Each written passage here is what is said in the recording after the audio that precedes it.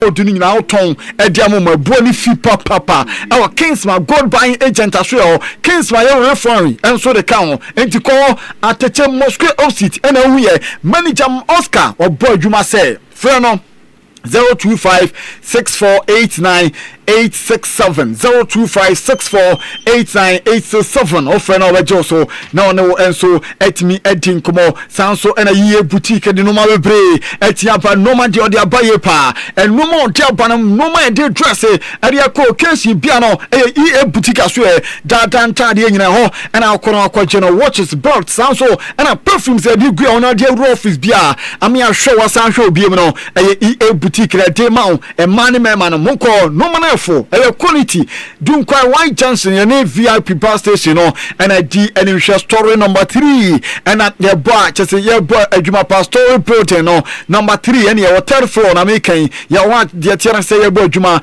0550044634 0550044634 na oni enso adin komo erokoba ya ba de akanya nso betia to aso de amatie from taxi drivers nitie and a market day na unam Juma ko for bro bisu noma timzo mu ya Juma pa kakra mbedi enti na bo bisu bo brana na ye ya obeko ninti bebre tubatabo ena de etiana se mba be ya Juma anye ye dia ninti an obeko na bo nyame antumti ebe ye Benzema taxi driver. Good afternoon.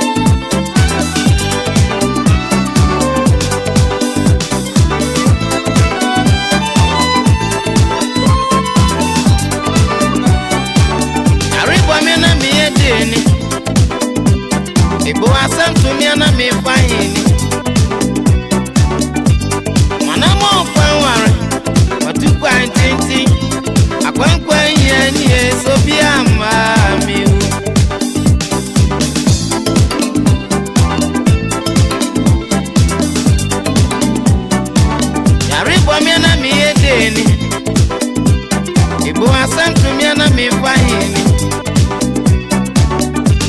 Manamo power, but to quite thinking, I'm actually the damn brand, yes, so be a mammy.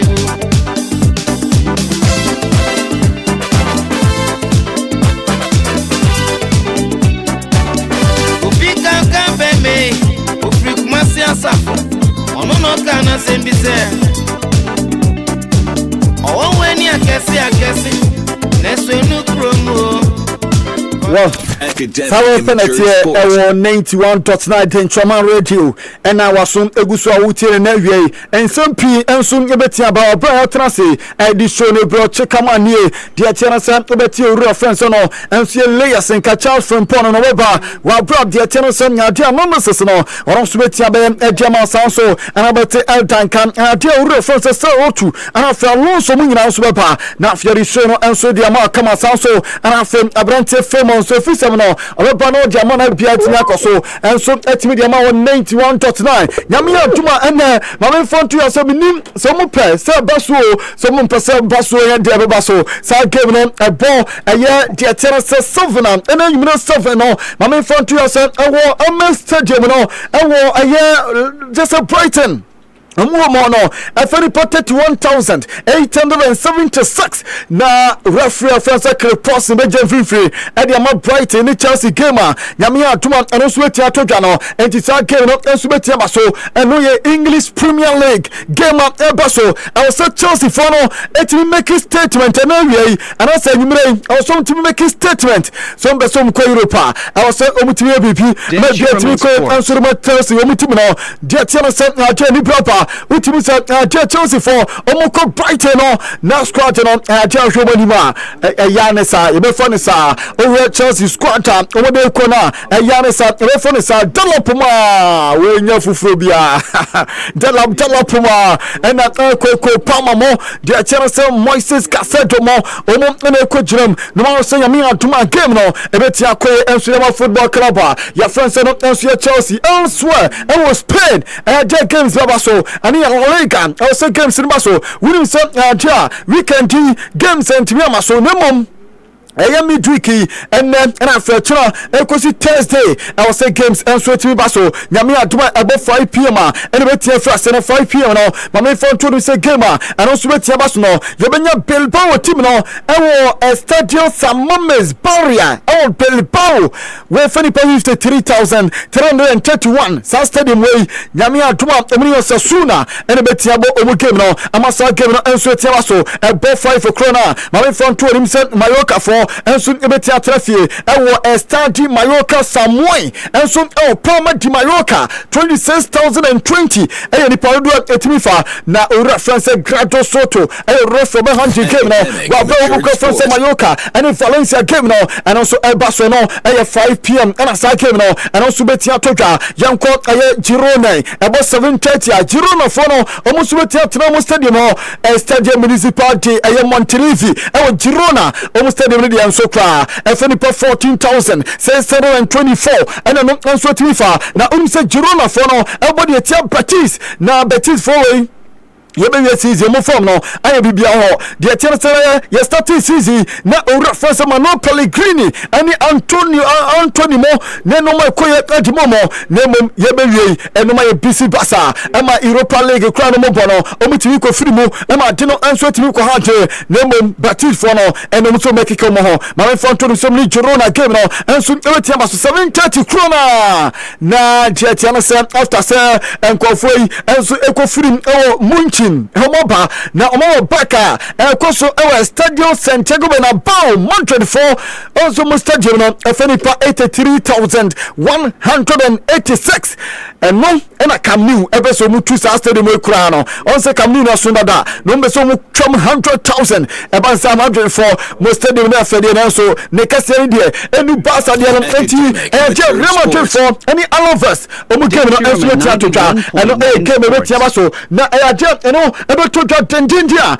enya sem ketwa kra na mame fon to nim say ene mame ko Pep Guardiola so o reference Pep Guardiola when the coach Man City team no Anse Premier League no ese mutimi gye ade no ma ne yeye etimi ya simple crowd Man City for no na owura ya friend se Pep Guardiola edin simple play edi atudwa edi afa game a omompo enso enne anase kyena edi etia Burnley team no na ose okama wiase nyina te se ekyena game a ebas no enya dia Rodri ebebo game no Rodri entimo game no Rodri enya fit for nyame atuma eye kyena omu game a eno so betia bas no wasi Rodri no enya fit kra obo game ni bia nya dia ade no enso ebetia ye no ensimo owura France Pep Guardiola enso eri akotudwa na okansem bevre se ade match no enya fo se na bi mu se match no ebe fo ma football club ya France no enso Man City no enya dia game no ebe fo kra enso ere ma City team no Guardiola ere nsem we ere tudwa yentine. What do you think of England's chances this summer? Always the same. England arrive at the World Cup tired, and they played with fear. I remember the game they played against Italy. They are winning after 10-15 minutes. After they not play long ball, it play with fear. This is the problem of England. It's tired and fear. The manager, you have to cancel it.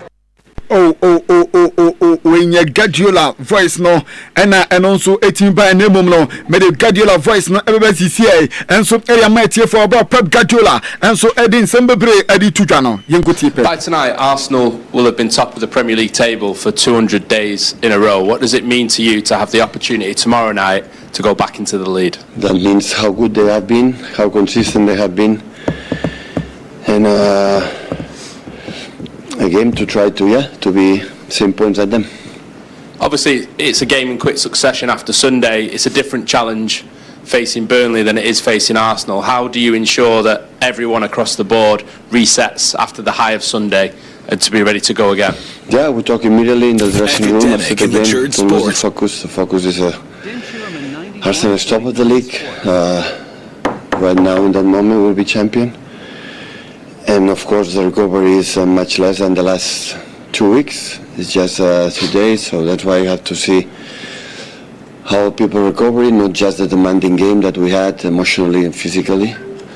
So but the same. One no Pep Guardiola ahead of Yami Admachina omu game obo area Burnley no and Odin Sembebre enso area tudwa na wie no yedi na enso deba na Madrid for no mami omwe na Madrid Jose Mourinho anase junior Lakers man yese ope coaches a o man kasa di omo ho dia koma eye Madrid team na eye sa two coaches we eye Jose Mourinho any junior Lakers man Germany for omana short team coach no and Jose Mourinho mame for to him say omumienu and omaka cha Madrid for say omuya bravo just adwuma no eta ho a omubetia ba beye ombetimi edia momo ombaji atum na omuso etia beye eno eye reference Jose Mourinho and junior Lakers man and Madrid kobo na Madrid kobo no unise Kylian Mbappe so timi konya yellow card na against Betis omo game no so yellow card na ena na dwi editia Leverkusen against Betis ena next game a ombetia ball eno ye weekend aye kowuram no and dia branch Kylian Mbappe and so entimi kobo game no en fentia bo ku France no and so Betis edina and so ba meka no Real Madrid for omu player France Asensio ayaje boy no ewo problem there na oyare na mom ayaje branch no eba vedi bebas wone na Asensio eba vedi bebas enti Asensio ena deneka enso eba vedi bebas no eno aya Raul Asensio na omo be prepare enso era kobo game ere etiamo wo kwa France no enso Alves be won say Asensio no enso etiama bi na yanim asu say Asensio enso bebo game no anase bi Asensio enso etimi mo na unu say call up ne by no ena ye Madrid omuni Madrid for boy etia Alves team no mame for to say Madrid ball ere etia Alves team na Madrid no almost squad no unu say goalkeeper we omo frɛ no woni na goalkeeper crackito ento nko a na goalkeeper Xavi Navarro ayadia okwaje Champions League what damche penalties mienu edema Real Madrid team no e wo mutime je Champions League no edisuom na so goalkeeper no call up by Nidika ho na aden tonko no bo match o enso ne yeso mra wo tsefota wo meka mpanyfo no enti squad ni ne Madrid for squad no mame frontu as goalkeeper Lunen and after Sergio Mestre and Xavi Navarro goalkeeper and John Kwan or their goal 90 minutes plus extra time penalties what them as two now so ya fellow on paying for men was a kosi akai and dia Cavaya and Sudiaba and Militao Alaba Trent Carreras Frank Garcia Rudiger Ferran Mendy Holsen ewe chira hono no midfielders no Jude Bellingham Camavinga Valverde Chouamani, Sansuanta Guyas, Orientani Ceballos, Thiago Pitach, and a forwards no, Vini Junior, Kylian Mbappe, Brahim Diaz, Maston Trono, and a Gonzalo Garcia and Tiano, and see a Madrid for.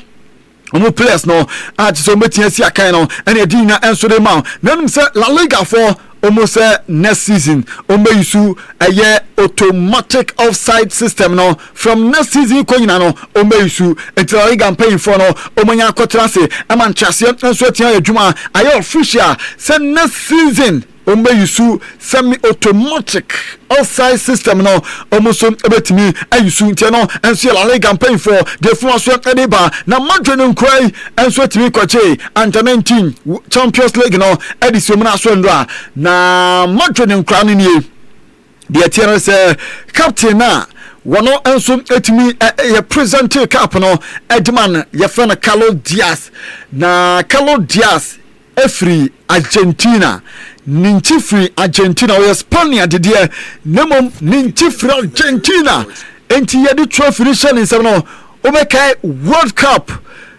e course wo Qatar Argentina 4G no e konya ye present cup no ma Messi e konya fa so e celebrate trophy no e de ban teammate ni nyina nim no sa pepepe e na Carlos Diaz enso etimi ye unim se adia ninchi efri Argentina nemom oboni youth football BBA enso e ma Spain there enso ono so etimi ye sadna ena we do semina enso emetie for bia no enso etia kema no e akrefo de ba 91.9 den choma radio ni mame Boris Belke no reference Boris Belke ni na omko busa ne se Argentina ai abrante en Carlos Alcaraz opepras ano na Mortan ayesena Janek Sina wona yomu nyina ho adwuma omusan se Argentina ena Carlos Alcaraz tena superstar no otimi proprasa wase ayene style of play style ya oyeye no ni nyina kan bi ena mani prasa ena ensem owura no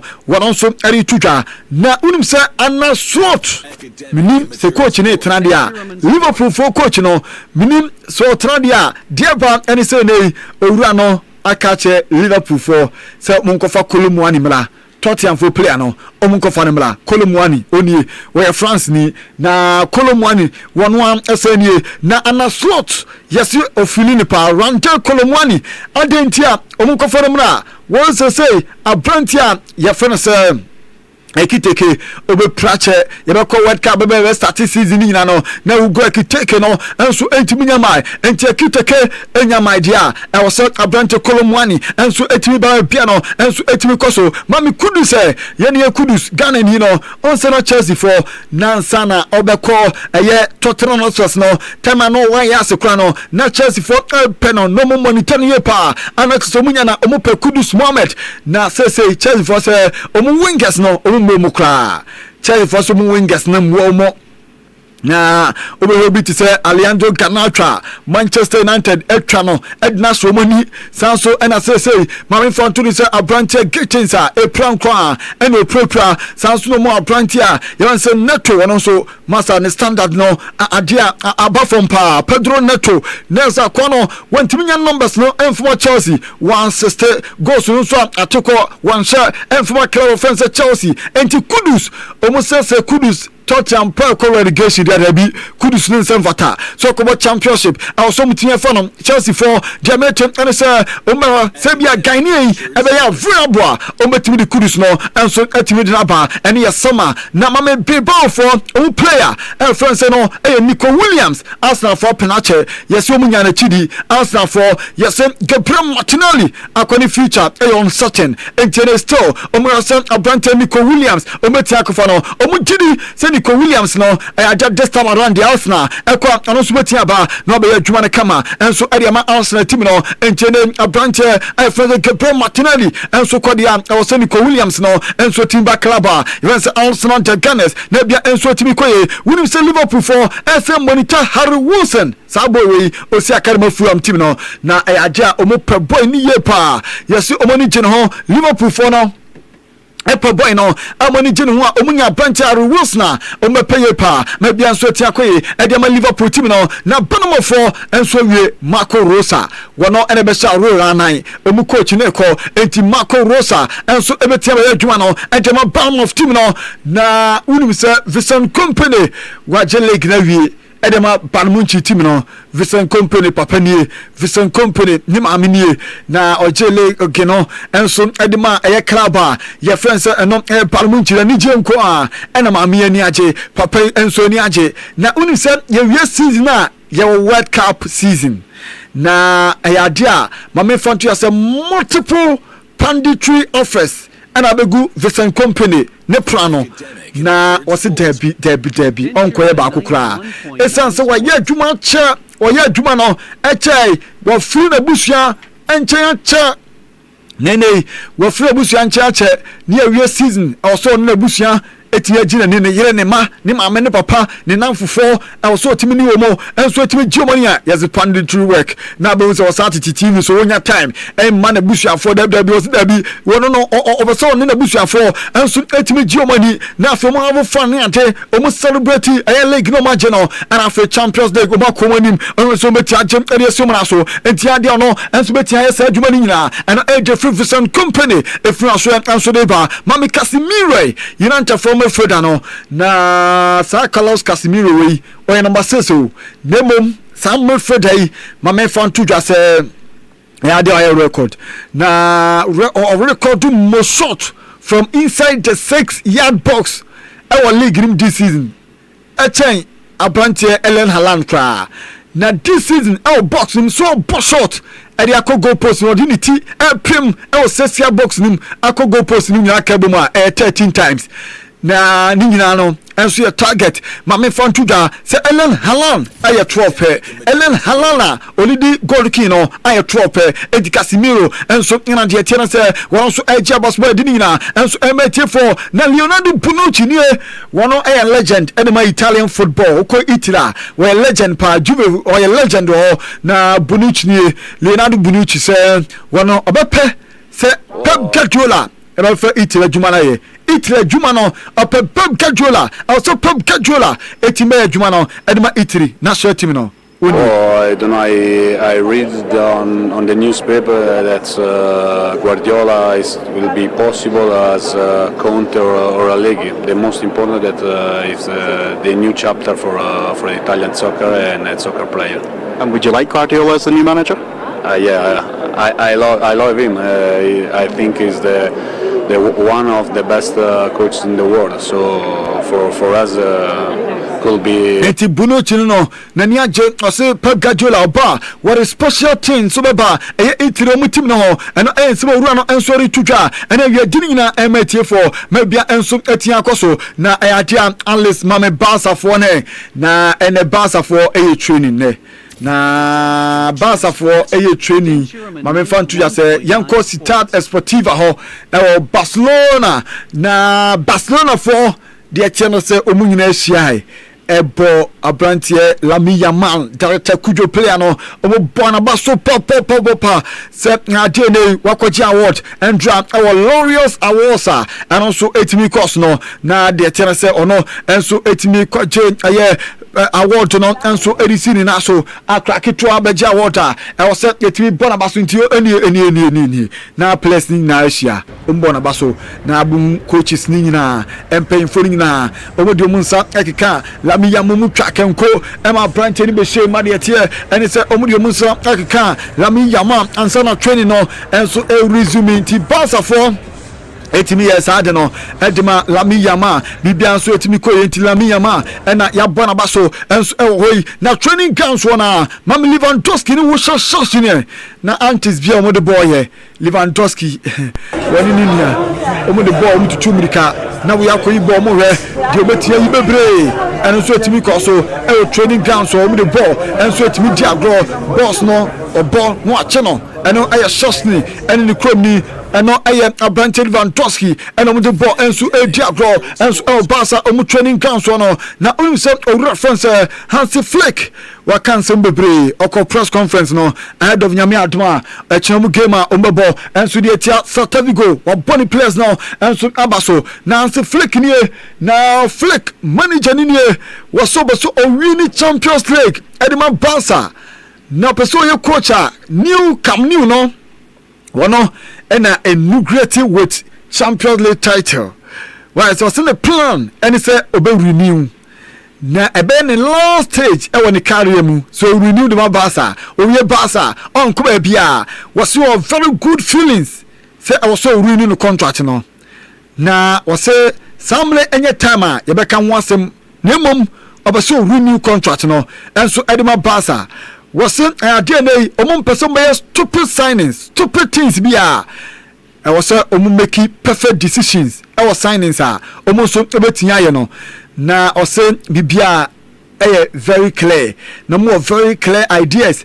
I will players baba any players here players umejemo amumakono more perfect ideas and so was against Celta and match the attorney say a better from cry was any match a better from a mubetia jane any easy match was so more great players control game ni now so bought you bust no me win game no nyame adwach na oru friends of Flick ni la Champions és el títol més important de guanyar i que era la raó per la qual estàveu tots aquí.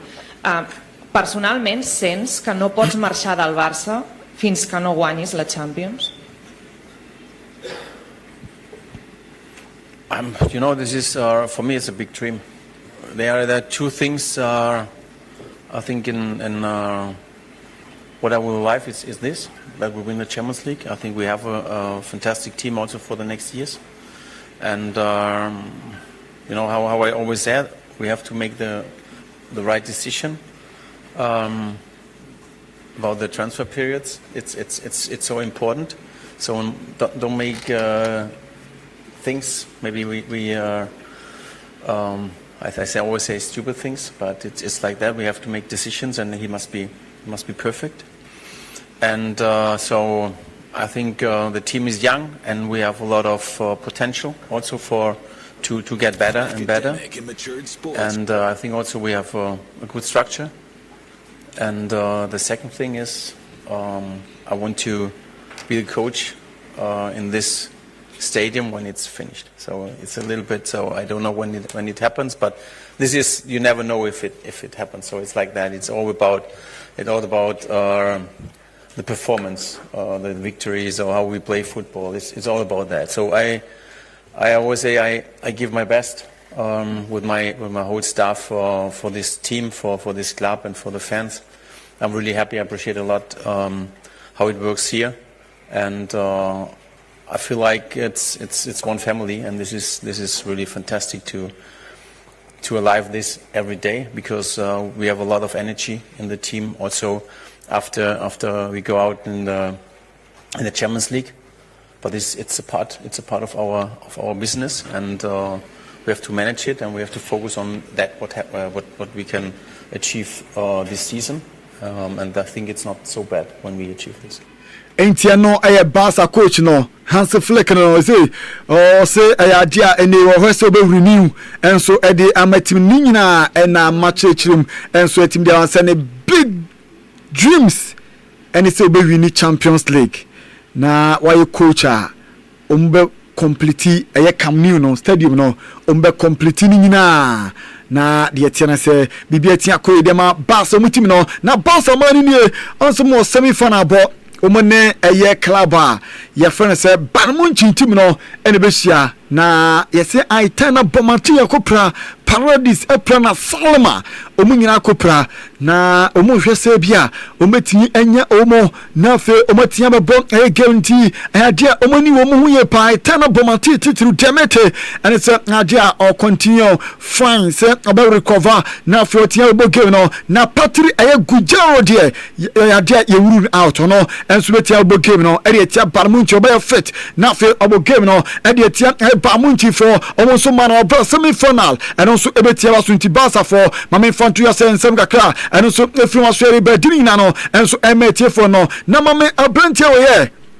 ayo abrantia Luis Diaz na demetini se Diaz we player legal bobiano wajio Colombia ansa obesna ko Portugal no Portuguese league no okoje oba England English league no Premier waron so team be Germany wasa okoje league no eriesi omu na so onie na enye company papa na mamiu we onie eya branch Luis Diaz asem na make anti ono na waje 16 trophies still counting no eya branch Luis Diaz no ujinsa branch no abomoden na Banmunchi team no enye pa no eya kakane eno so efro de ba Fabio Capello nie was onye convince kra England team omre ko World Cup WB onye convince say England for World Cup omukwa akwaje that onye convince kra of England's chances this summer. Always the same. England arrive at the World Cup tired, and they played with fear. I remember the game they played against Italy. They are winning after 10-15 minutes. After they not play long ball, it play with fear. This is the problem of England. It's tired and fear. The manager, you have to cancel it. England football boss who beat almost England for the Tiana Nadia and how Juniper into no convince cry. Say Omo Aquaje and I say Omo Aquaje World Cup no ADC Omonaso na Baronis Karin Brawley one also Sylvester put down as vice chair of West Ham United. Say West Ham and Koyo Cranty our boyfriend said Baronis Karin Brady was a best put down. No, and so team traso anya dwumani biem and AJ for Arsenal man Stina Black Stinners. One also renewed contract no standing stay with Arsenal man and no Stina no one also standing stay. Now a reference Diego Pablo Simoni here. Now was he we see here. So one tianye title no Copa del Rey. One man tianye no hwinsi wasn't last season omu ekwanim semi final ewo ne kana se Copa del Rey no mo ye better na Champions League o man ko chiri kwa na mafi o mafiri mo Copa del Rey o man tianye a no ma ko Champions League semi final eye ena weti akoye oni wose eye pa o mekumo ne mo wase o meti age title no enso eri esum na so no ensima owura no enso eri tudwa na wie no ye latest nyina enso emetie for bia no enso atia wo kama ena AJ4 de ba 91.9 den Choman Radio ena waso eguso wutie no layers matras encheme ba nemom mame fantudwa se list no ntanie o boss ne friend Daniel Falk na Falk nie Daniel was a idea avoid relegation aim and it's a team no eba avoid relegation koda Tottenham da mo so week you put yourself in a fantastic position now to stay up, so is the message to the players this week to keep the foot very much on the pedal and to get the job of securing safety done as quickly as possible, and how important is that timeline to do it as quickly as possible in terms of planning for next season? Yes, good sum up. So we have achieved a lot, but nothing is done yet. So we want more points and probably also need more points, and for that we will stay with the foot on the gas and one battle after another. So we concentrate. Until least for coach no was say idea omunko relegation that list. Say list United pan ebe ko relegation WB and your Tottenham for one Mwana damoso etie de ambeko na yesu ko United na mfu pa mienu Sesco ene Diego Dalo yɛsɛ ɔmu nam fa no ɛyɛ soronko koraa weekɔ weefie weeba weefie na wobɛhu sɛ ɔyi ne ti koraa no na ɔte ne nkyɛn weekɔ a na ɔte ne nkyɛn waking up my daughter. Yes. I'm getting her dressed to the school. You know that I invited him like 50 times already to come for the coffee. Yeah. For half an hour.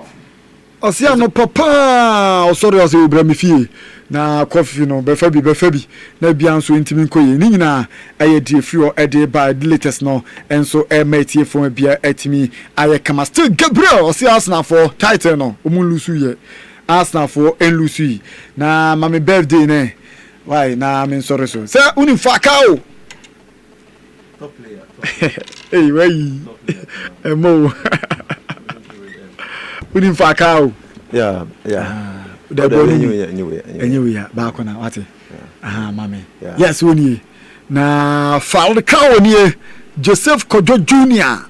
Falcao na dodo na fe no 1v1 say oti 1v1 ase say wo hyiaw say we defender we player no the ball ne ba na wo hyian 1v1 1v1 na ebobo sakazaka na oyeso odimi tumrika na so sani 1v1 kokuma ase mpotemu Asante region hono onso bo Park Academy na 1v1 eno no yes woni na yen wish na happy birthday Park Academy and na 1v1 wo Joseph Kojo Jr. Falcao nyame nsua no nka no ho na onye na koma so de nyina ma no na ball na person ball na so ball no onko nanim na Black Stars yewun se Falcao Bobby na yewun se onya foreign contractor big okwa akobonti inform professionals for nyina including Mechika yese yeman happy birthday nyame nsua Joseph Kojo Jr. Falcao 1v1 nyame nsua ni pa 1v1 yes Kojo no you need the actually why me know actually Falcao nyame nsua na mama Aaron Suni ono so ewo Betenase United ene da ono Aaron ne nan mi ru ni nyina ya adwuma Aaron Betenase for attackers no ka ho nyame nsua no so na koma so ade nyina no emrem emfama no ti happy birthday Aaron nyame nsua ye pa akomia Paul Gibson Boga Kupalu Boga also wish you happy birthday Dubai Boga no yes happy birthday no de man no Caesar mu nyina say on wish you happy birthday yes Abra bia boko de na nso oh nyame adom any Tuesday yeah ne me krada du brada bia na mani age okay so nyum na me bom so na on him ne da form pa onyum na o selection of nyum na o batani na anye ya abeko come up so no ba na friend shine no shine really shine na ni je ho oh so ko we leave break 1 week kakra be okoy de ono obi na koy ana when me nim ko holidays boko shebi me so ko shebi bi ko shebi bi no ekremu ana se we dey minim ho asemu mama mensa so minka bi ono we minka minim ho asemu o shine minka bi acho me dey mama mensa so won ba yentimi bi se me huson sabrobe rade me dase se menka bi sa abaye ko share bi yo ko share no na nyi zekra dase nso ko ba why different o di yin sen ba ya na debe yes menka bi nkodi Mr. Cole, St. Peter's preparatory we enjoy show no Kwame yogurt and easy on a sweet show na I could talk on so enjoy show Richie of Richie Babrin Salon omuna enjoy show no okay I mean can share Malaysia on for picture na me wish birthday yeah wale di ni birthday yaw okay Papa yeni komana yendo bibia se omo enjoy show ni bibia na yendi enkomo na the English Premier League been playing the climax aka Caribbean League no abawie na the competition between Arsenal and Manchester City no heating up MNA Manchester City share Arsenal Emma Omunya 3 points, and the point gap no abe very close. City match ball Nyami Adoma China against Burnley, and therefore the City win now Mbappe upset J club refer Arsenal on the summit of the Premier League. Now, Kobra, there's a part of ye nipano ye brain no I find amygdala. That is the part a control idea find fear, anxiety, any emotions. The part of the human brain I control sad here we know you find the amygdala. Now I did find fear, any anxiety or hormone pa. But ability for nipa so which me control our fear no. That makes you an elite, and especially when we footballers no. Once in every club or you serious biano. We elite clubs, big clubs we are so more are different sports psychologists.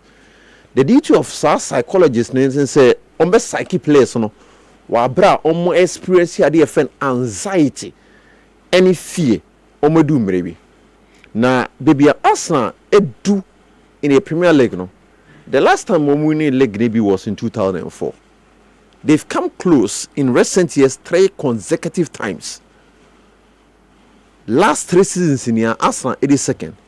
And therefore, the moment Arsenal head on the summit of the leg log, Ben was so much me leg no. You should expect a different anxiety. Normal ni pebiemo. As a way bema, maybe what's your baby pay? No, I no bad impany. Now, fee a barney baby pay. Now you will come out with that anxiety. Baum. Was a win so much with my 18 experience. Wait, you come with children. Let's say, yeah. Only a baby didn't come on. And my man, no baby, I couldn't come. I mean, example. And my man, with you, only a baby didn't come on. Come on. Why, Barney, you reader? Not about are you Barney AS or Buffy? Now, what can and our cattle over? What a chair? No, opportunity. Was a someone to vibrate and from our you said to Sanko in Unyaya Nanka Wabedu and a meme is the Obanama Omobro beyond Grabia the Noma Crack. I tell you, another visa. What do you think? If you're Pokemon, what do you want meaning? I be open who can't check and then maybe I do. The moment is adding the there's something this we call anxiety. Now the part of the brain that control that anxiety, and my body say we call it the amygdala. The fact that Arsenal are being leg no channel, you should expect that anxiety. Now the ability say place between 100 anxiety, place no kwa. Even the manager himself, Mikel Arteta, Arsenal Arsene Wenger. Look at the last time we win the 2004 up to this time. No one to mean Jibida. No more ben when I can't claim no beji. And therefore, as I was petty that anxiety. And when in a clubs, a fast psychologist, any more far away. But so with me handle that anxiety, that was Arsenal's problem, many. Almost me handle that anxiety, many. Leg no yeah, ashium. It is difficult. Still, there are still matches to be played. But quite many for so much me recover. Then a manager meet me a cow trauma. No much me recover for the subsequent 5 matches now, and that makes coaching so difficult. And internet from manager, 28 maybe PM. One share goes. Next match on mobile against Newcastle, it lies on Mikel Arteta. So best psychology boys on. Now one more psychology. Coaches want to know psychology. So but we are psyching and no are ready for the next match. And that is the duty of Mikel Arteta and a club psychology. So with me, as I keep players for the next 5 matches, it's me a canna. When they beat me, coming the end of the season, and Brandon Krabia, Cobran beat me actually. Who make his stories be brave? One story I make here a year intriguing to me. The story of player Feno Chiellini. So Kase is a Pep Guardiola Bonucci. Ekasa Pep Guardiola ebefa the Italian national team. Ankabe de Pancabos Sano maybe a common Italy national team. Omu problem no. And yet coaching, we've said it's a football is a process. Won't mean fit on man now when you wait. Italy is successful in here. The process and the foundation was laid. Now, and they call my friend Italy. You can't say players being and now Uncle World Cup and come on over. with Italy in past years, the kind of players we produce. Now compare those past years players to any players who are available to Italy. The question is, Guardiola is he a magician? And we any club able to be play. This is a national team. Into players now the one man is to use them. The question is, what is the foundation? What is the result of Italian football at the youth level? Now Italy is successful, especially in 2006 in Yana Cobran Patrioti.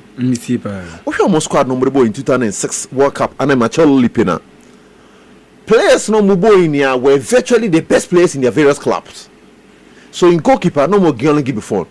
Arguably at that time, we don't know any Ike Casillas and Edwin van der Sar. Those were the 3 best goalkeepers at that time. In defense, they have Fabio Cannavaro, they have Nesta, they have Zambrotta. Over in they have General Ivan Gattuso, they have Ivan and as a apprentice Andre Pello, they have Luca Toni, they have Filippo Inzaghi, they have look at those kind of players. We players are players and they were the best players for their club. AC Milan. In midfield, Pello, General Gattuso, they were the best. Juventus, Buffon was the best goalkeeper at Juventus. Other clubs are only players no musia kaniniano for the national team Niniano. They were the best players for the various national teams. Now the question is, and the current group of Italian players, and you ask yourself, say, even any more when the best striker there, when they bob more their goals. Moiskin, Italy, and Italy, Moiskin, free, Inzaghi, Luca Toni, and one other player, Di Natale. Yes. If you didn't Anthony Di Natale, before you didn't only free some call for Ababe Pie Moiskin, any Momaka. The question is it the same? The question is the quality, no? Ebe trap Balotelli. Even though so you Pep Guardiola, even though say we are one of the best coaches, we are seeing. Is it talent no form? But the question is that is it. The question is the talent being in a Guardiola about Babe Ejuma, and that is what makes coaching difficult. Ancelotti, the question is Ancelotti fee Real Madrid no come to coach Italy, but he opted for Brazil rather because of Brazil now. A the opportunity to be successful as compared to Italy. The junior side, the question is when was the last time Italy produced top player and world football. See as a player Newcastle boy. Sandro Tonelli. If Italy almost best player, if Italy say Newcastle United, that tells you how lower Italy. Normal players AC Milan, Juventus, Roma. How many Italy players is here? Marco Verratti no see all Paris Saint-Germain. No more Jorginho see Chelsea. Italy were noted for producing top players. But if your best player both for Newcastle, coach no come on magician. I've always been saying it. Say coach is any magician. If process ni ho, na so coach ne enya equipment or the be anima, nyoma players or the be anima. Coach no on to me Sabibia. So Italy, they've been changing coaches, almost some coaches, anyway, but nature we are anyway, but nature we are. But if the foundation ain't solid, it's a place not any available. No coach need to be to your bar, or be to your best son, the Nyoma Koso, or my friend Italy. And we're a football nation, but almost sinking very, very low. So man, Tanasi, no man should send him. Said Germany year after 2002 World Cup, and send Nyoma. I'm making sure say foundational any academy or Italy. Invest see when to produce the next Filippo Inzaghi. To produce the next Andre Pello. Italy will continue to struggle, and if for 3 successful World Cups, Italy to me and Kobe. The question is when will Italy bounce back? Very, very sad for my friend Italy, and I don't think even say Pep Guardiola club or bet me best the fortunes of my friend Italy.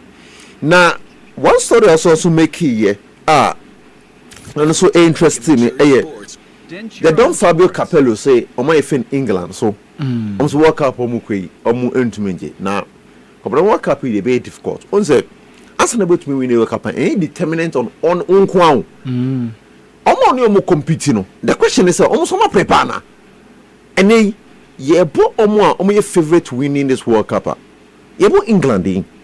Why? Because England the last World Cup in Russia the next one in Qatar and the current club of players and the level of airborne we envisage say based on bono more bono and the quality of Kutomo, England will go far in this World Cup.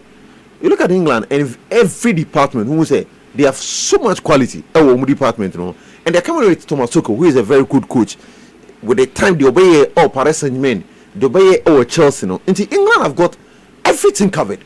But so between we need a major championship like the World Cup, anyways, and you determinate on quality Kutomo. Omo competition. The question is also quality. Omo competing also need quality in Biana. And they England. But you look at Spain, you look at Argentina, the holders, you look at France, last time you France day, and the squad ne Kutomo. You look at Portugal and squad ne Kutomo. Until we are England, that's our World Cup here. Look, what the quality back. But France they've got a ridiculous quality of players. Every department. Look at someone in one on Mappe or Dembele or Ryan Cheki or Marcus Thuram and Hekitike Pra, but Mikel Olise. Nasa England also the Bukayo Saka, or the Hurricane, now the Anthony Gordon Eba, quality no difference. France for the no, which you have been honest. France quality no more than Bebre, Brew England and so England winger bien who be to France wingers. Unye bimbo. Bukayo Saka ba France come na bench. No, Baka Kotana. Anthony Gordon brother. Due ni Saka. Be you ba me pick Desire day. Me pick Desire day. That's any. Yeah. Me say that the conclusion. Desire do it bench. Ryan Cheki e bi obetana bench because onye bimbo and say Ryan Cheki Saka nso me Cheki. So bench Cheki. Oba Premier League me hu no. Anthony Gordon cry na ko France akwabra ka enfre no because omo Anthony Gordon be 10 e we kira akwabra enfre from. Hwe omo kira nhwemu mfif no no. Nti kwabra France for squad no mo dey ba no. And the form ekutom obetumi quality baby a won the form ekutom what they compare England there Bukayo Saka kwabra last 2-3 months na form pa but currently Saka in form Anthony Gordon no means kwabra and said that you will be as for England to win this World Cup you have to get quality but omo makano no competing no and some quality no form but omo quality no more than in form. If you talk about Spain for Nico Williams for Lamine Yamal for Dani Olmo Spain for squad no more than cobra Lamine Yamal any Olise oba select one we coach me pick Olise. Oh sir yes cobra me pick Mikel Olise. Yamal Olise yeah I think say Olise amateur at a certain level. Lamine Yamal is a talent a lot of years between the amateur no improve on the football talent wise to me and put away his talent but football talent and maturity maturity no you understand emrebe na cemetery emrebe na sem pass emrebe na sem shoot okay me position in saying sanomani nia it comes with playing obo na wo watch no and otumi nya sa no me can only say I pray for Crystal Palace and I come by you see say bona no ball Crystal Palace and go by come na you may be play no dey account and that is maturity talent alone. And that is when I met Mikel Olise ahead of Lamine, but he's got so much talent, and I've got so much respect. Eddie Mano, come on, I Spain. We have Femi Lopez mo, we have Daniel Momo, we have Lamine Yamal, we Nico Williams mo.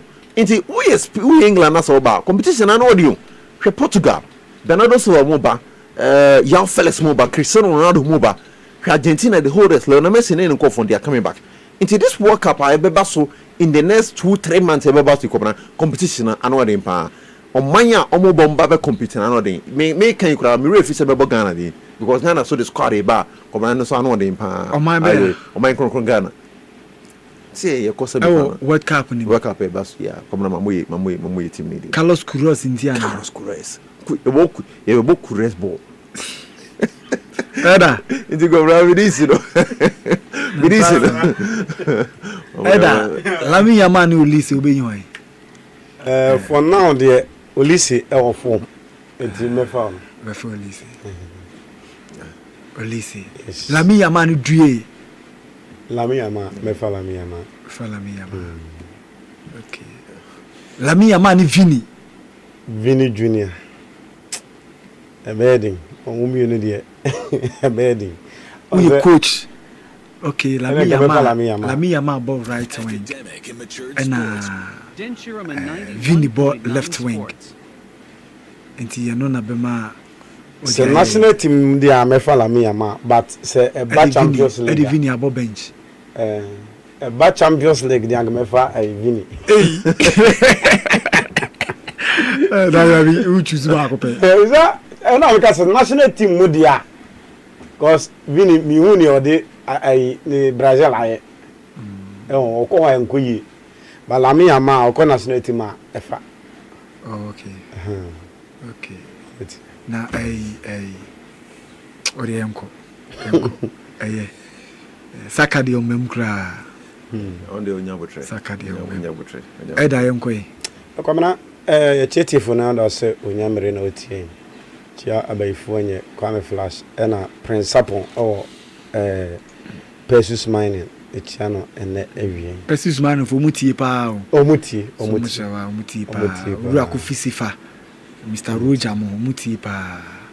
Ena Felix ono so your friend Fabio. Oh, abena. Yeah. Me bush yen ni. O sa Fabio. Minuaba. Minuaba. Ate. Enkroma. Enkroma, Felix Enkroma. Madam for no. Yeah, okay. Komena it's rather unfortunate say any overwanting wonders. And they show omo I say goodbye to the Premiership. And technically enra match course no draw Crystal Palace in one other this year yenya we nya mathematically ni bia yenya Wolves ni Burnley there Wolves ni Burnley ombeko omudi omukọ Tottenham West Ham Leeds yes ti benya big team back a beko relegation afi Tottenham West Ham. It's rather unfortunate that a team like Wolverhampton Wanderers and they share Juma oma bedi ewo Premiership ni mu oma produce series of players e dey ama teams are Man you can be na omoko say Man you akofa yi e ka Man you na ko relegation no ti Man you akofa Kunga na Kunga dey no goals no ene na Sana Bama United and omama yi for asink yes I dey have and osha the team on say omo unanimous with Portuguese players and omo ba into the limelight omo Premiership no omo ni Portuguese players ni omo alliance with Portuguese players in terms of omo managers omo fa any in terms of omo paying ni ade no omo alliance with Portuguese players and we clearly players are over the years omo produce ediama other teams in the league in and outside the league. I think that they have done so much a year as I say about Mabaso because players like Portuguese players and American are synonymous with them and they clearly Mr. Opa Tibukoto returning. Okay, a good news. A good news. I say a here. Who you say by now there is a trophless and I more quinty. This and this, you know. And a bit me aboa man no makoyi. So players like Ruben Neves, one player almost 8 FA no in 2017 na otimi eno omo ye adwuma kopim 2023 ansana otimi efri oko ofri edwane Porto ni ade a eno ma etimi ekoyi ema no and clearly Diego Jota is also one may so rest in peace and oje ne exploiter ono so the year emblema Liverpool and Oma etimi ekoyi edemana Young Watio is one fine player yenyano Premiership na teams di say omo pen say obetimi aba no otimi ababa Patricio is another one goalkeeper Premiership clubs ne other etimi ehwe na say obetimi aye and Pedro Neto is one also player also by Fabio Silva. You can also talk of Abrantia Ede Jose and Alma Ekahon, and you can talk of so many players Omatima producer and Omako Aubo Wow player the Kuna Edia Omatimi produce and Vitinha Omuna Kofa but there's answer on your trust and Oman Kui and Farman and Otimi Efru Edekoye or the Gogo Mess and Muna players Omatima but it's rather unfortunate for so many years almost CBD and in this current season I have won 33 matches on my bono almost win only 3 I are hosem almost 17 goals and they almost concede 61 goals rather unfortunate. This is a team omo ba na at first no ye kan omo say omo eku enyin kan akese because o kom ho a very because na at a point in that bit ma show especially the big teams no City no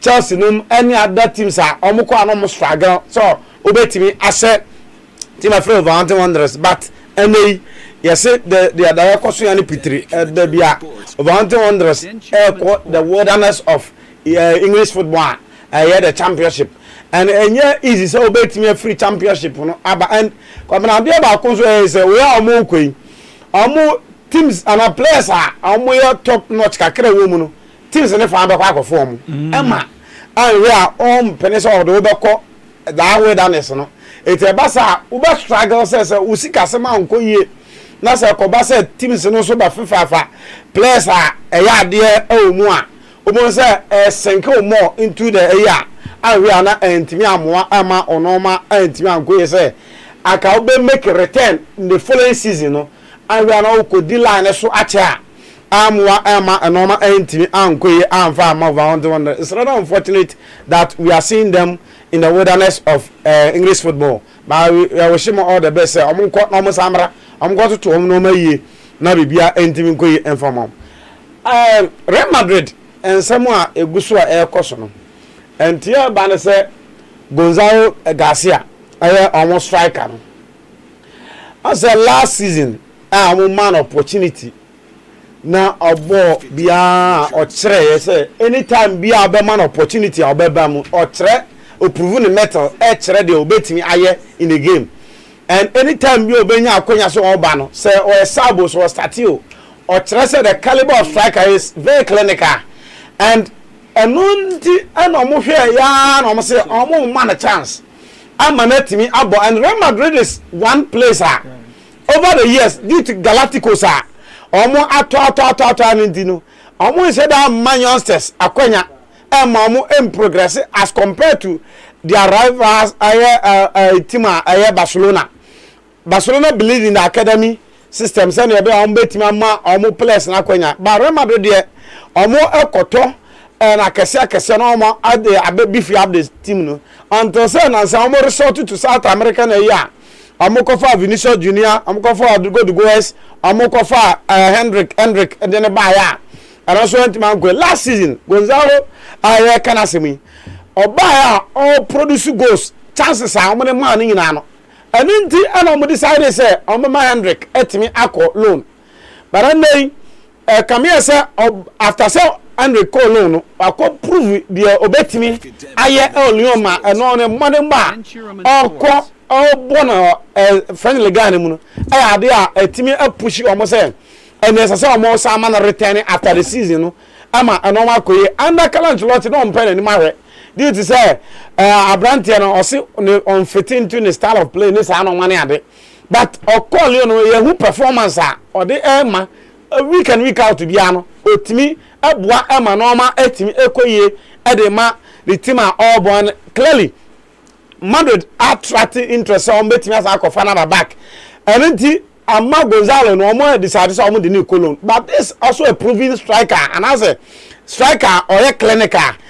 Chances kaka mo dia man nyina where Timmy proven was say giving the chance and need the support no. Now almost bringing it up or be one of the best strikers in the world. And this is a Madrid anytime say or be developing youngsters and they almost signed on also our Cologne at the end of the season.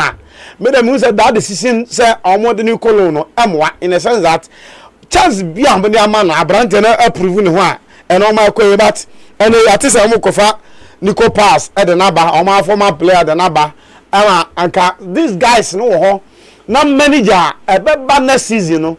Omo say obetimi amade youngsters chance na omo etime proving omo say and omo betimi akoyam rekoba say bibia mo kofa big players ba somehow omo say somehow omo say I betimi destabilize omo team na ema and omo nkoye but these guys are omo nim the tradition of Madrid no omo akonya na omo confidence onya manager obetimi aboa omo 20 minutes now I'm about Copa del Rey, now go about other competitions. And you say one competition pen a Madrid.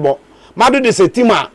anya kura no 4 competition in the season obetimi I involve him to mark this answers akwanya no mo so etimi prove omo no mo etimi the Madrid team no etimi aba na mo chance no omo betimi aba best stars and then Madrid for the past best 2-3 years no come here so omo so free players na omo ekono bo so Antonio Rudiger no makofa no free no omo de na ba other players omo fa no omo de na omo ba but ni nyina sikasem ana ade be ko jaso akoto players eti going forward no I believe say some ma this answers chance don't move me prove you and going for a babua Emma Madrid sikasem etime gina ye because I ba maybe this season ye mu ba say come be ma investors aba say na be a omo sikasem betime akọ because the likes of Paris Saint-Germain the likes of that is a city no e diska every outside e be wura omo league rim e ba sa untimi no omo compete eti you produce this youngsters omo DNA no omo no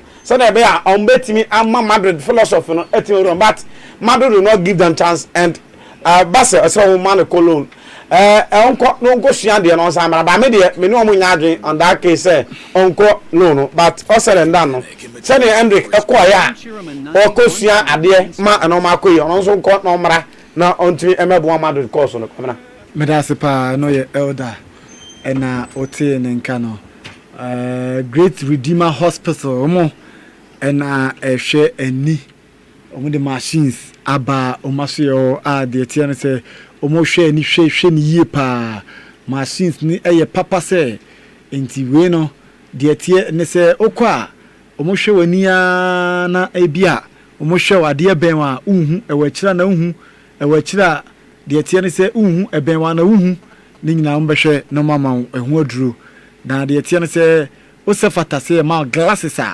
protective glasses ombetimi edis glasses no enso etimi de ma quality sunglasses ehwa ombetimi enso edi amount na de tie ne se lens fitil no na omudi ama mbetreat eye no abra onya problem bia na ye ben Oxford school no and ye ben ye pa 0543 349251 0543 349251 ofreya ye beje so na ye newo enso etimi edin komo na Russian energy drink no odwama so ntipe binom na stay active energize na fa ye adwuma o ye bia rush energy drink taxi drivers moje drivers nyina monye se ne be ya moni ha ma motete shop ni ade no moje na o ma te shop no da enda ba ko se ma kana se mama ne papa o sei ba ase o se na nini ne ho so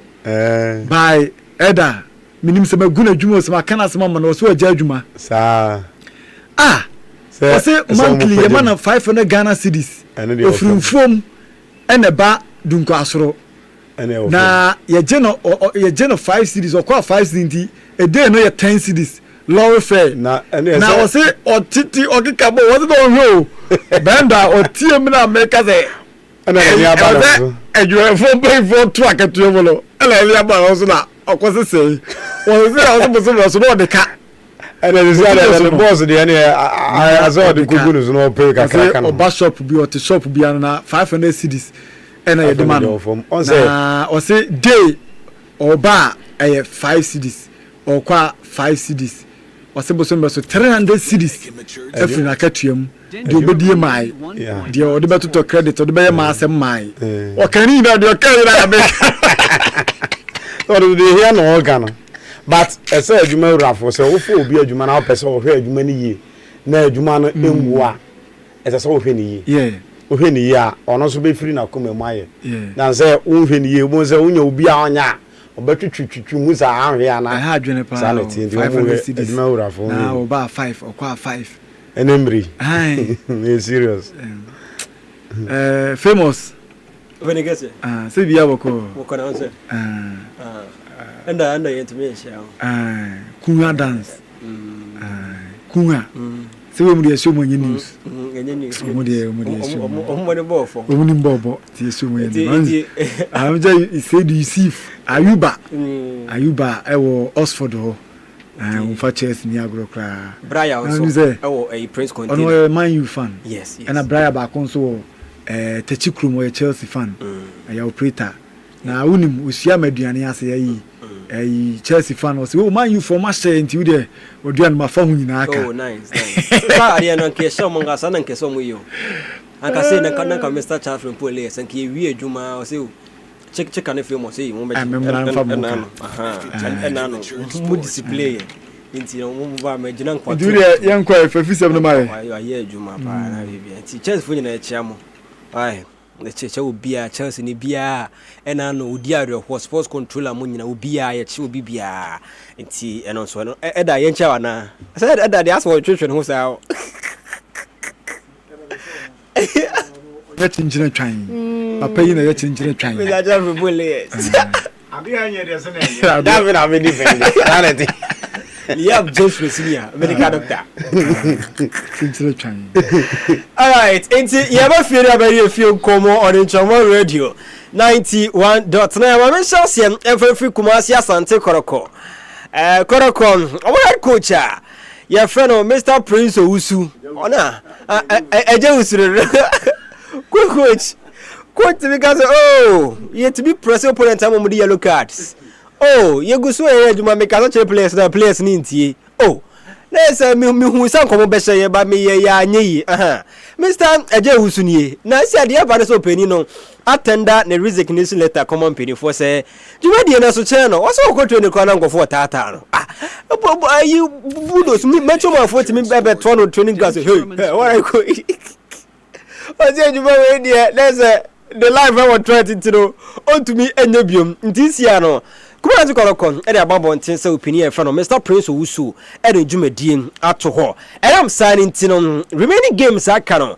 Yes, coach Hamza Obeng, former Hearts of Folk assistant coach. No ye time to assistant coach. Ono e dey penifo say omba me next games aka 5 games aka. Oma me na ofokotoko. E free position omo da no from bro manim na ntumi mbo omo.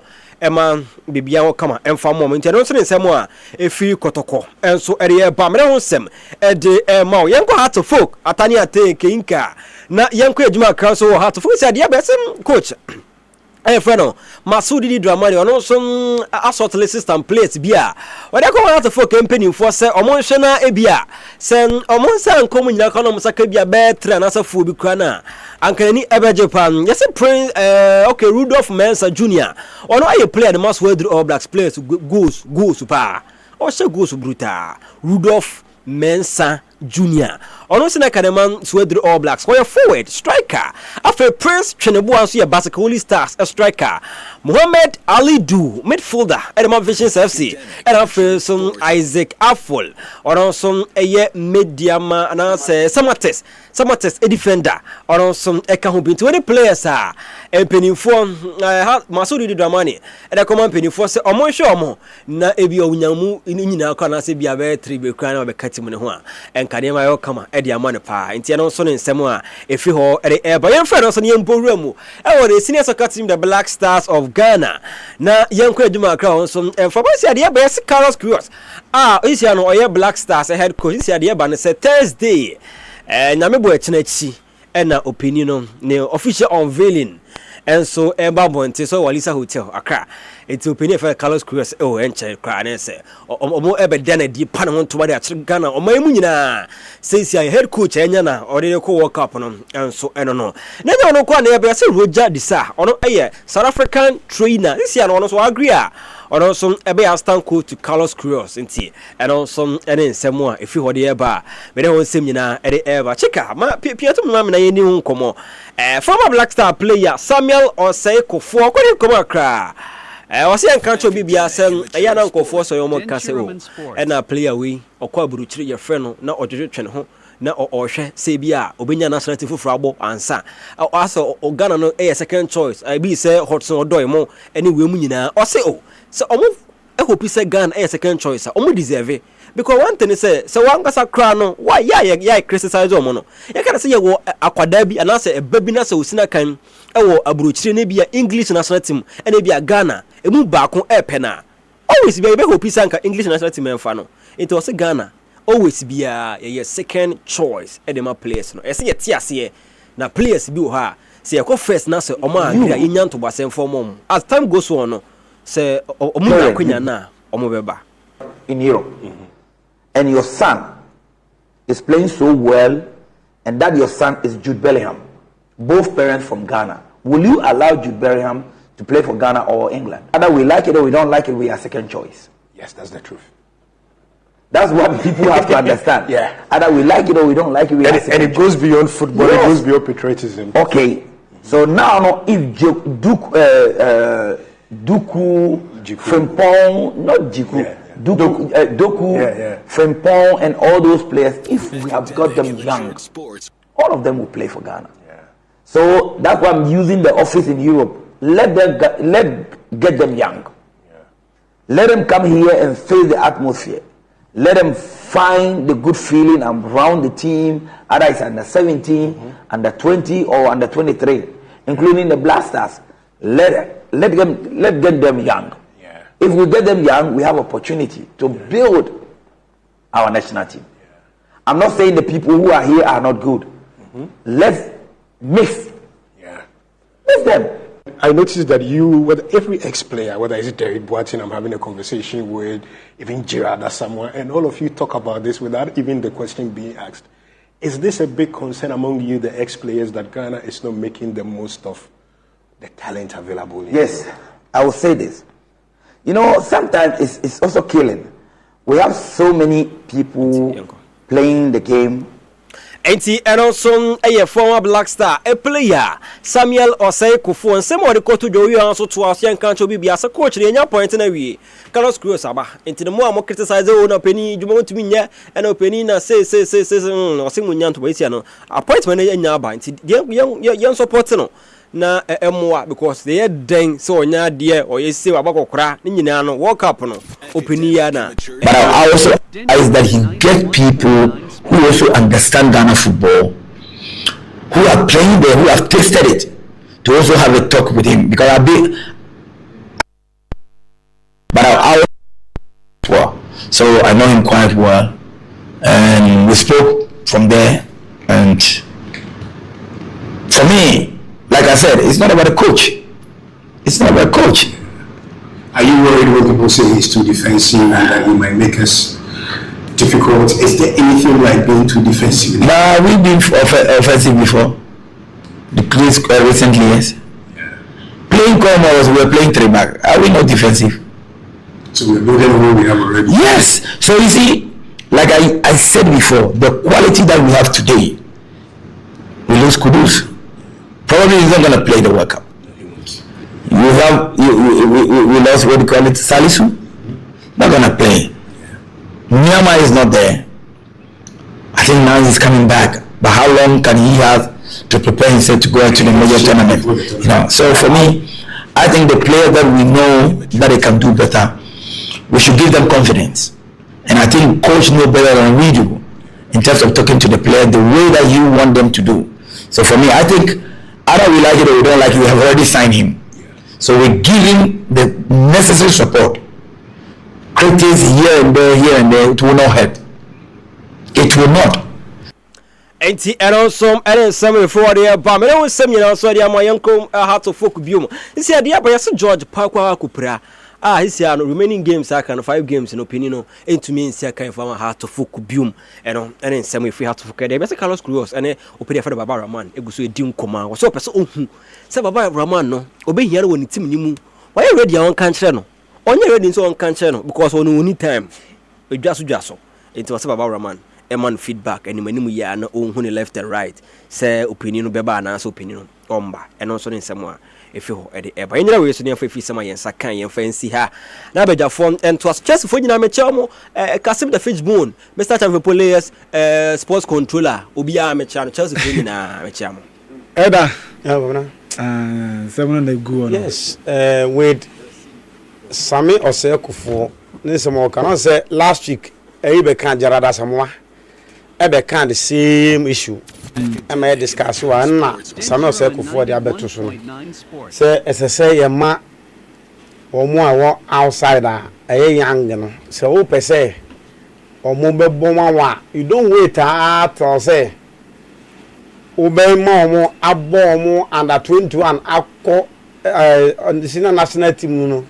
ebi wagba na 21 we afi wabalam light na fe na wokope se o mra Ghana ha e ba sa wo na wo ye papa na so ye ma me kura se England ana se France ana se any other country a omo football no wo soro kakra na omo project na eye convention no e be di because obenya such a player say ana say sa parent say oberuti say ne ba emara Ghana ha mebo it is a pese ye be fast ankofo no ma ba de a esese yetimi ko early stages no ye ma footballers a na no obi di ngo say esese ye ma ye footballers yi eye za coach ya oba ebe under obey assistant coach edema George Boateng.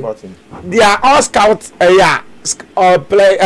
scouting coaches are more Europe ni they are betting a contract more master scout these guys no more team more report abre efe no master contract on parents in them ni ntimi include more junior national teams no under 17 under 20 under 21 and meteors no then what frees you into the blasters say etimia boa edinipa ne ba obehu the culture obe used to your system of play and your normal ayeye wa ha enye difficult for him say obeduru national team no and senior national team no afei na be yes afei no obesu your culture na sa no man ade edi e ba yes betimia boa and all can say on case Ghana have one yade but you blended the two na e betimia boa ofo young of passing through the runs through the junior national teams na aboa e betia boa nkoba say nipa na nyina wi adi best 22 years ni ande no afena na akofa ne say omrami wa that time no why mature dey be wa bo through the runs of Abia England under 17 20 21 and any modern more so basa o me fa na jaw dan say ye afena na ye ne omokopro nti we ya awfo na num say sa akola no ho na England pena and truly true obi anu we be ka say omo Ghana gise bi omo ka so omo mpe when na ombe ja to wanza na o matimi aka say ebia onko so that is the way to go advice me no aba from last week and this week you know ye mpe for ne fa kwa adwendwere mu na omwa ema yenya omo early stages you know so na be ya football no e be timi progress abasa na say o blend omo from the youthful stage na enya din to say oduru senior team no afena na aye frefre kobo e basa emwa ema your football no entering progress so it's a good advice and I believe say you paying for the handlers of the national teams no FA no e be taken into good faith na o maboa ama no makoyi koto concern de kwabana eyenum guase na no mguso a o mo de gu club no because say club like kotoko na coach timi free ho eko say ye hunu na me enti no ojai akwetena baabi mi wa na okono mpanfu asem o ka kire o mo no enye no na mpanfu e de kan o mo se o crowns o ko he na me no akwetena baabi atukwan akwetena ansa na o de resignation letter aba na mo so magene sa na obi a o under contract and then they should take him on say or contract and because supporters aba threaten no mpanfu provide security the man adena wa no wa se won se meko and sa no mana ekoso okotoko no dwene ho a empanfo no se enzadrofo te na ye bisa omo so aboza omo can different thing but don't on them no afa na omo de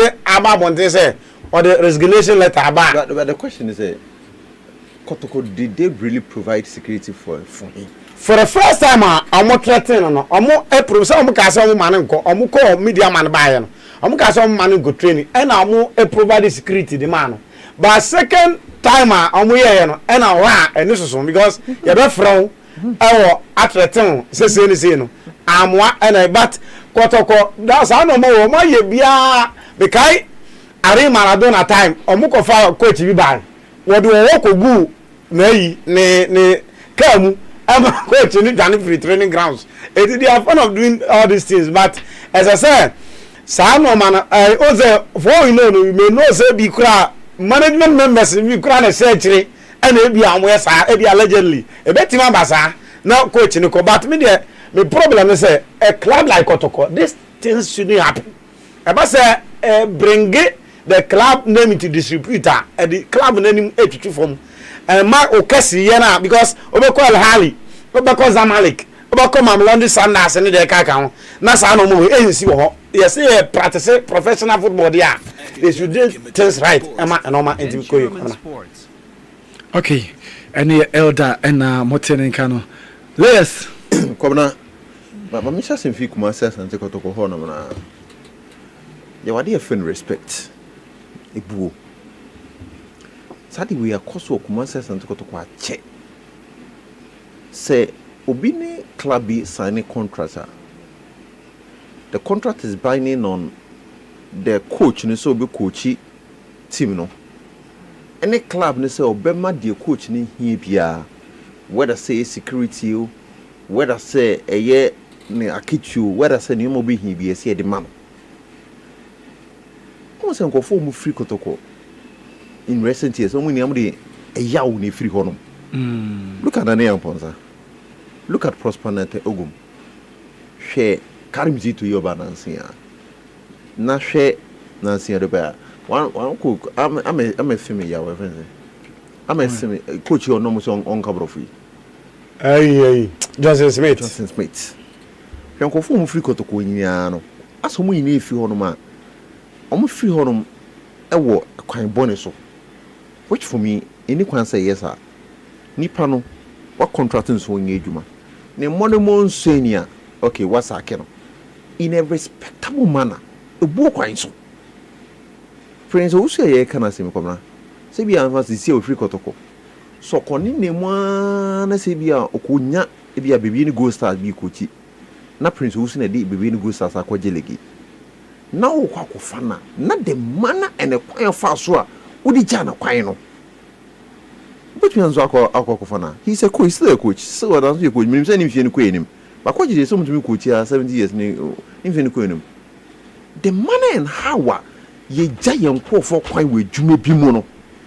Alright, bo man anyway. What no okay ni mo no akofo okay ye terminate contract no okay in a respectable manner. But Prosperity every on kwabra nsema ye kafa no ho. Maso kodu nsema ye kafa no ho. Na ne yamponsa de be makotoko gine chire no. Ya pamona said de onye bibia masa sa tekotoko. Into we les ade ba ko akotoko no. Sa de no eta koso a emagu club nen man se nipa na ba yakoye ho friends and chronics we na danfo no ade akofa panyin bi so no aba on merit sa coach e kana se kwesi apia danfo pa no na de ne bai Prince Usu kwesi apia nam so na do nam no so na de ne bai ete ba se omu empire ayo omodene and then you'll be forced to say supporters baby but so say elder kwesi apia na de someone on mobile into the first kwesi apia na de ne bai does not mean say he doesn't merit. He's still a coach and at least obefa kotoko de omu wini e bia wa madwo obeye kotoko adwuma wa 7 kotoko it all free on no me nka support me agitate but a senko for free kuma sa se kotoko and has of in a respectable manner go e fa so e pam yankofo nipa na free obia bo so de yaw no de ko no de yaw ko no banga kwati se coons na coach ye we na ye see we na ma baby ye owa kugu ono na se nipa na be free ono ntina hasa na kotoko mo bre no because obi be free ono mo bia no o de yaw ni free ho nipa no okay ni mo nso ni nyama nkoye okay ya terminate contract in respect nipa no so obefu on makokora no so o kanzem Karim Zito eba then yanka fo Karim Zito o coach dreams o ye ne djuma e na be fa kotoko minimum say ye omu ni abobo mo o coach dreams ne kotoko a level ni high ye jitum but o free kotoko no kwame na fa so ye man e free kotoko and we ye next coach na say ye ba be forward obehwe ni ye any coach biasa we are really professional na say onum say you wet wojuma na wo ye na o be fokoto ko dwuma na be fane because o ba ye be pejaw but say mo no so ni na se ye pamo a kwa fa so ye pamo no na supporters e ba nti prince o so ye kana se mi kora kwa bia ya threaten no be threaten ya kono so no be nye ize nti ono so sunu nkwa ho nti na obo say why we nti I believe say nkofo m free house folk nkofo m free kotoko even Black Stars kana ye Black Stars e kura no obi free on ma se bi eni mente be ka fa no azu ni bono ma e bia ma national team no hwasa moja no hwede ye no hwede da hwede ye no but these people they've served into a field man we should see Jenny Panaquine in a respectable manner. Nani Panakoma, any odor the money paro, with free club and national team no with odor. Go for baby, Aboriginal go for baby if you are my bones still, or that's so the club because he jana quine. But the Kurman, no, you be good the master. Prince also still he's a coach. He's a coach, and me hope no say be about when a different club. Now they are with Johnson Smith. It's on table, but Johnson Smith echo far. Is your coach one of those clubs? Basically. No coach one of those clubs. Or don't we age man? Me pick on it now. Has a folk, yeah, almost as here no. We have a folk team no. Or don't here plays baby. Say 1 need 2 it's okay. Almost starting with Bobo Diego say Nema. This year, you must see we can say this year now famous Bobo Dimbi. Most are could do 10. Almost as yes count. But send all can as I say at least almost that is a recruitment vantage points are where baby are why yes I see a boy famous boy once a 4 neco 5 neco 6 do 10 then the man could do 15. I'm only to Konya every year the same but you who problem no most as with defensive economy solid in fifth no when you're bad but anyone when you're back community it's okay but once you baby you know yes as yes is in we you see a mobile 5 since we could do 10 oh preventing or trust more yes and when you are no for we into the options you could but what I'm making is say has a folk yes Roma since you could be a moment for 10 new 10 ni 15 no adoso last year wasn't a kakotoko house so pound was a kakotoko de kotoko 15 kotoko 16 house so na mases a chance here was a 4 neko 6 neko 8 was only man do 12 near was it has been recurring enti omum pe 1 2 strikers ni honum no omum ko pe papa ba ko mienu omum broki bank no mo fa sikadi ni anko fa papa ba ko bedde ni mo no shego so momo that is what is important enye bebre ni bio yesroma Sami Kufa can't say me which is as I said they can ya discuss what happen. Players na quite time a fat players no. You come man we dey pan a ben wa ha. Say aben no player ni see a kind oh yan konkofa no. But player ni one 20, player ni one 16 no. We investment ben na we own. Player no odobe no on mine no. Also no do say Obia can say didn't it say he doesn't feel like on Phyllis or a Ghanaian. Literally because and assisting wa mama Ghana and I sent to mama Ghana and I ate to mama Ghana. I feel already 24 I feel no mama Ghana. Inti the connection no any one. But seni pano and can assisting what kokofano. What na body junior side. One man feed the Ghana culture. One more background sa Ghana. Yakobo wanna see shija makro. Then amoyi. Obi akwa kobo boa. Here energy. I didn't say we just animunia. E be renti sanu man say. Kevin Prince Martin talked about it. Your culture ni anyone non tiase. But uncle Bobo the junior side and can't send bebo honum. It's a timing of your place. I quite fast one. Anytime a foreign place, whether we like it or not, from now on you better sneer. Is it I don't know heaven? Oh, you're Ghana or Ghana in the background. Ghana in the heaven. Who say? Sisi na shase na ensheda MPK man. Where's obi anko? Na obe picking us a heaven be Manchester United na say picking us obe na mwana. Would you say England Ghana then no bechusu? Inti sisi na nkoye no hono na say kofa. But what you na say nipa na be na so be we. World Cup ba ku bi na. And na what crap. I don't see be muntias say we ma abre na edi. But timing no. Kofa heaven sisi na. Sa so de be aka mentwema oda. Say do abre na odi no. Come na me dey wo ba bia. Minim sa. The heaven is kind of almost approaching it. I'm approaching it. I'm make a football moody. So what brinty? My issue about Colmos to order any we Ghana didn't me opposing say, although the reject here. Maybe I didn't get our reject here. But when you're more approaching it, I'm approaching it then four opportunities about Kokofano. Imagine say I could find heaven here the number. No above Manchester United, no about Manchester United, number one centre back. Yeah, Gene for England is him. But I drop as a heaven. I bet no one start to run Manchester United. I don't know what Fanana. Matisse Abane 5 matches. Mohamed Kamara. That will go ban. And it's all best and never 20,000 Ghana cedis. Mean to be here. Some or was over for unsupporting behavior. unsporting behavior. So no free kotoko. Towards match officials. Now 20,000, 200 million. So no more. No. Say bizwa. Minimum oba request ICT and send contract na be but still ano contract abeyo baby akosan there as Ghana provided the former Burkina Faso assistant coach Pierre Bazi for 43 years also be joining team no. What join team Blasters coaching team no. Kuresa say the Ivorian tennis statistician. Ne back himself. And I say back for South Africa ba. Yeah. Jump into ko. That's one of first we be a. That's more fair there me dey menya or young and Abraham go so man go suya there. I say money your project e be invest wo no. Man go suya. Go for djuma be bo mo. Without the asoma bo. 0200300335 0200300336 Bacha oba me fa na wabeka wadwene wabekire wadwene e wo show no so menya me first caller e wa homa no so good afternoon. Hello. Master Ike. Babu. Ya dum bia bako. Amja yi ya amja da. Anyway.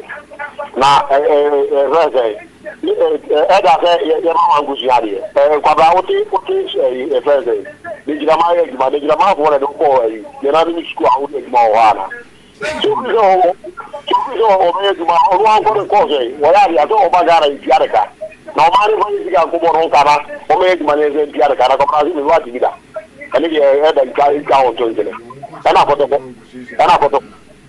so you're very good with you, but I'm kind of great. And I'm a good Ghana, I want to Nane, or Yaba. You can never be all gone.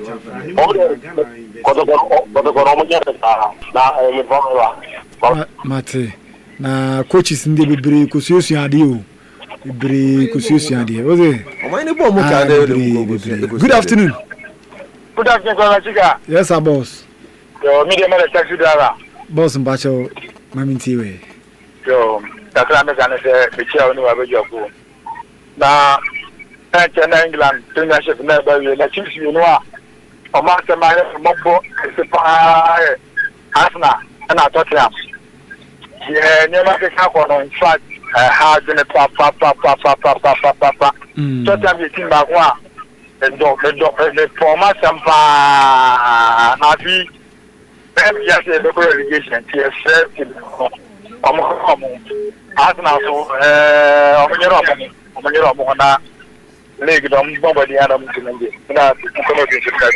good afternoon. Afternoon. Boss Mbachi Odin be akase free. Master Cabo Kodio. Boko pa Africa. Okay. Ade jere in Katiane odo no tama wana mo bwanda but we don't know in Katiane odo ni tama wana mo bwanda 17 years but Ghana for man so man flow. Man flow. So man flow ma bo e se ko mo bwanda se ko mo no mo ya we o ma go flow so ma bwanda so mo se am offer the ya e konjura de wa kan de mun nya jana se e bi je ya se de bon ba e se mo ko fan na o bo bi je bo de ai tani de ga gwa ma e ko je aha dana jengi no player there so ni bono so what no so but say man ba Chastola mo boya o man ko bi aha dana tie and some from mo the Ghana ni nya ipa nya good afternoon. Yeah, good afternoon, Governor. Pacho Odin be akase free. De ko 11. Deku Pacho Inti o. Anyway, mi kale. Ọ̀gá yàmi àdúrà ní ìmúlẹ̀jọ́ yàgbọ́ bọ́ máa ṣáàrì ọ̀ káyìn náà. Mo wọ̀ máa ṣe o. Yẹ tí mo dó ayé mìlẹ̀ díẹ̀ tẹ̀. Mbọ̀bọ̀. Ó dé. Mbọ̀bọ̀. Ó yẹ bọ̀bọ̀. Yàbọ̀ náà di ayé di àmú ìyẹn bọ̀. Nàìjíríà support yìí rà dà máa ń ti tiẹ̀ ọmọ ń jẹ́lẹ̀ gìnà wáyé. Mo ní yàmi yẹn jùmọ̀. Deku. Good afternoon. Hello. Pacho good afternoon. Okasa na wo achiri pa o.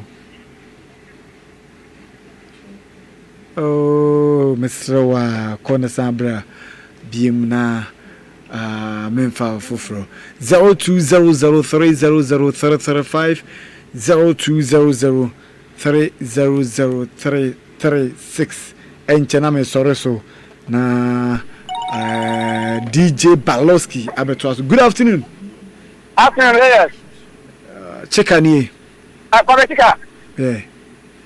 Hello, what's my car? Meton Kapa. Okay.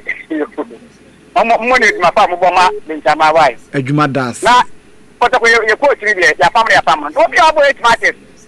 What we need to, what we should, our blow too. Now, all we should for your man draw. As I made your family, and I had to now, all the Marco to play. What they can't win here, and then I'm a player. And Tom Coach, woman, you play the woman you do. I'm and about it. Men so me da se men fa tu nka wana Balowski mra emeto aso mfa ma tiefo ewo drive jam na so DM drive jam. Hello. Good afternoon. Good afternoon, boss. Bacha udini obi akase free. The bacha so where there. Nyame adom. Fantastic. Mamichi eda na mamichi alias na unchi ampini for kanya. Abe ifanya kwa vile ya. Boss. Me and match here why? So where Edwardina go. Yes. Moko bright. Moko bright no. Ya boy. La dia bona go tika. Anya kwa. Martin, me from my last caller.